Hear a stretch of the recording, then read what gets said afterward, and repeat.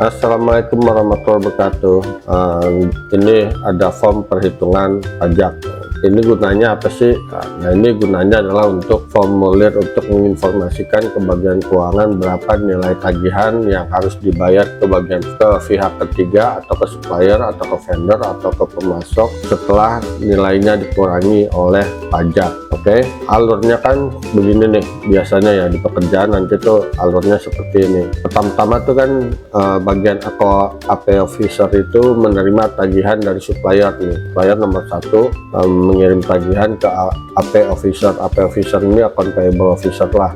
Nah, itu account payable officer itu terima tagihan dari supplier lalu dilakukan penginputan. Nah, setelah dilakukan penginputan dicatat nilai tagihan utangnya, baru setelah itu dikirimkan ke finance. Nah, supaya untuk dilakukan pembayaran. Sebelum dilakukan pembayaran kan finance itu nanti mencatat tuh buat dimasukkan ke dalam rencana pembayarannya finance. Nah, sorry sebelumnya nih, ini gue ganti aja bagian teks nih.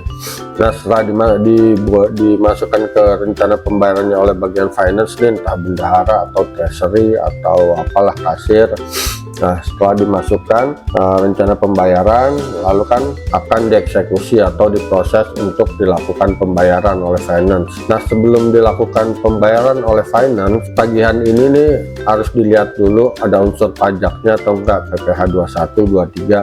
Misalkan tagihannya itu tagihan barang doang, ya itu berarti nggak ada unsur PPh-nya. Tapi kalau jasa, misalkan jasa konstruksi, jasa kirim, jasa apalah, nah itu ada unsur pajaknya yang harus dipotong. Nah, itu yang tahu kan bagian tax yang punya kompetensi dan kewenangan untuk menentukan nilainya, sehingga bagian finance mengirimkan tagihan dokumen yang akan dibayarkan ke bagian tax atau bagian pajak. Nah, di bagian pajak ini setelah diterima nanti kan dilakukan perhitungan berapa pajak yang harus dipotong, unsur apa nih pajaknya nih, itu masuk ke kelompok pajak apa ya. Nah, untuk menginformasikan berapa nilai yang harus dipotong dan nilai bersih pajak setelah dipotong, bagian tax ini mengisi formulir. Nanti setelah diisi formulirnya, nanti disitu akan ditentukan berapa nilai tagihan dan berapa nilai pajaknya dan nilai tagihan setelah dikurangin pajak. Nah, setelah diisi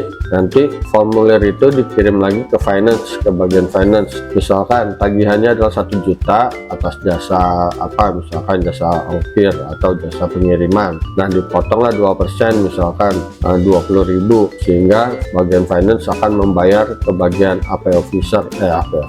Bagian finance akan membayar ke supplier sebesar 980.000. Nah, setelah dibayar oleh finance, dokumen itu dikirim lagi ke bagian accounting untuk dilakukan settlement.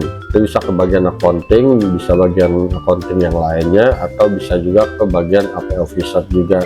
Nah, cuman biasa AP officer ini adalah bagian finance ya, dia di bawah finance. Nah, accounting ini lain lagi untuk settlementnya. Nah, setelah finance kirim ke accounting ini akan melakukan settlement atau penyelesaian, yaitu dengan menjurnal debitnya utang supplier pihak ketiga. Misalkan tadi 1 juta, di debitnya 1 juta, sehingga utang supplier dianggap selesai. Nah, kreditnya sejumlah bank keluar 980.000, dan kreditnya lagi utang PPh 21 atau 23 sebesar 20.000. Jadi di sini unsur utang pihak ketiga selesai, tapi menjadi hutang ke negara, yaitu utang PPh 21 dan 23.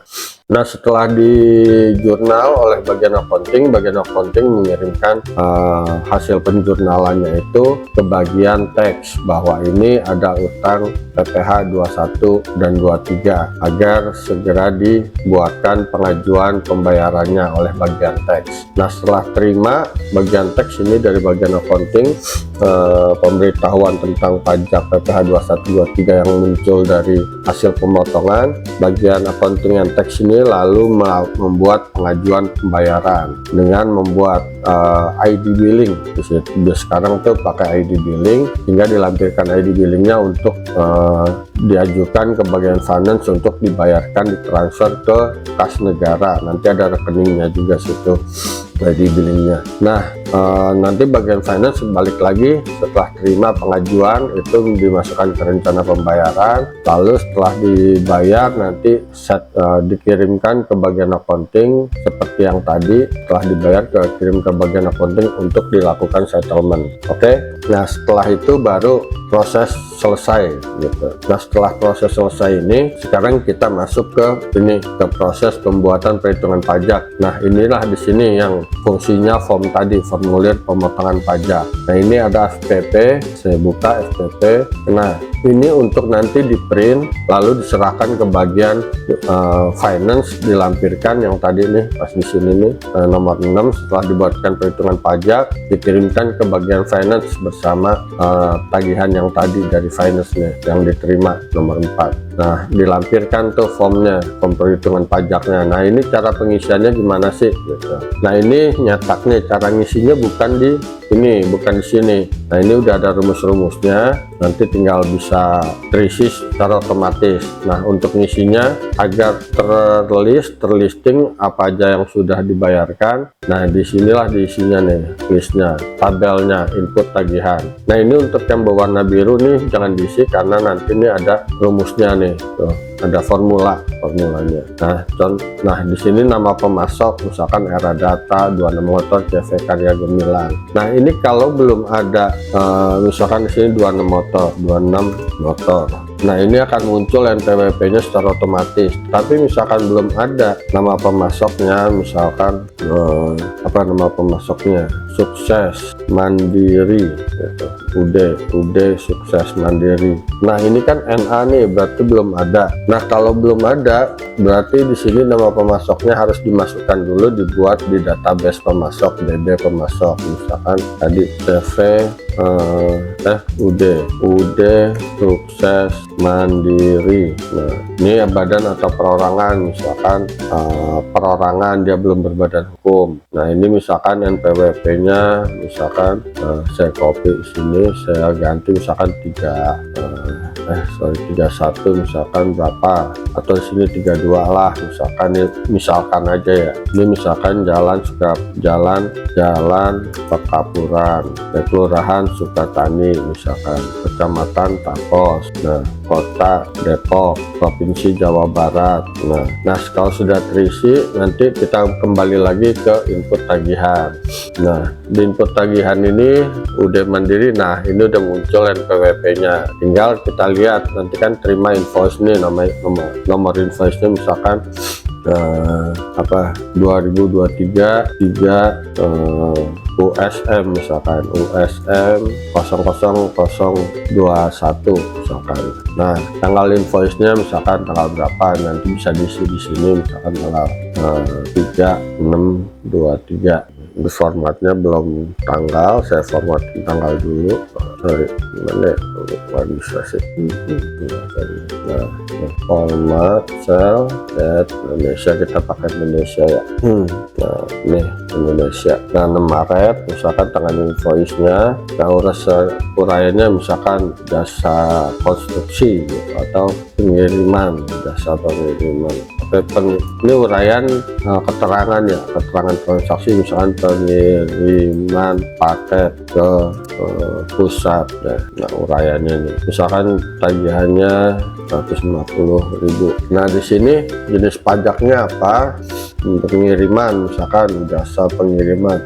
Di sini cari kata kuncinya aja pengiriman misalkan. Nah ini pengiriman dan pengisian uang ke ATM bukan. Coba kita jasa kurir misalkan, kurir nggak ada. Ini cari kata kuncinya di sini. Ya pengiriman tadi ya, pengiriman. Nah jasa ekspedisi nih misalkan jasa ekspedisi. Nah ini PPh yang dipotongnya 3.000 hingga. Nah setelah diisi ini baru kita kembali ke form perhitungan pajak. Nah tadi kan tagihannya berapa tuh, nomor tagihannya Nah, ambil kata kuncinya aja, misalkan USM, USM. Nah, ini keluar nih nanti tagihan yang ada USM-nya. Nah, kita klik USM-nya. Nah, ini tagihannya, maka berubah semua, nama, NPWP, alamat, dan pekapuran, sekarang tapos, kota Depok. Nah, di sini objek pajaknya pengangkutan ekspedisi kecuali bla bla bla bla gitu kan. Sorry nih, saya gedein lagi dulu biar lebih ini. Saya rapin dulu lagi bentuknya. Nah, ini nilai jasanya. Nah, ini tarifnya 2%. Saya rapin dulu lagi. Ini PPh yang dipotong, jumlah yang dibayarkan ke pemasok nih.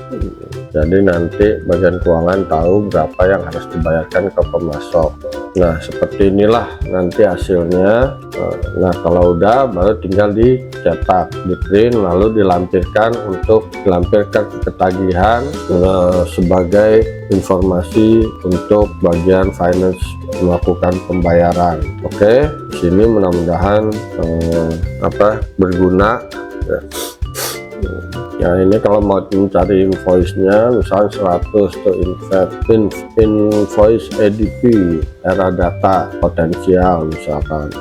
Oke, nah itu aja form perhitungan pajaknya. Semoga form ini bisa berguna dan membantu teman-teman di dalam pekerjaan. Sekian dari saya, wassalamualaikum warahmatullahi wabarakatuh.